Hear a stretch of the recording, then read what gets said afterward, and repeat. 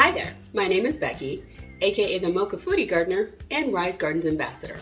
Whether you're trying to get a jump start on getting in shape after the holidays or just looking to cut a few carbs out of your diet, a keto diet's a great option to consider.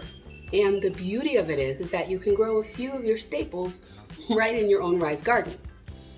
I've been growing orange bite red peppers for about 2 months now, and they're finally starting to grow from the green to the orange stage. These work very well in a low-carb sausage pepper dish. I like to add in a few sauteed onions or even red peppers that can be grown in your Rise garden as well to add a splash of color.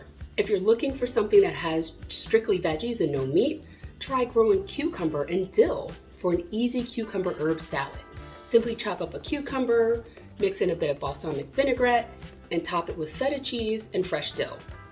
If you want to make sure that this is a true keto-friendly dish, ensure that your vinaigrette has low net carbs by checking the back of the label.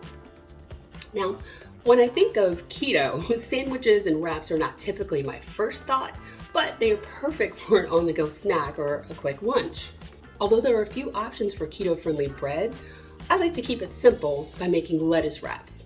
Growing lettuce is one of the quickest and easiest things that you can grow in your garden. Paris Island cos or even romaine lettuce are perfect to use in lieu of bread.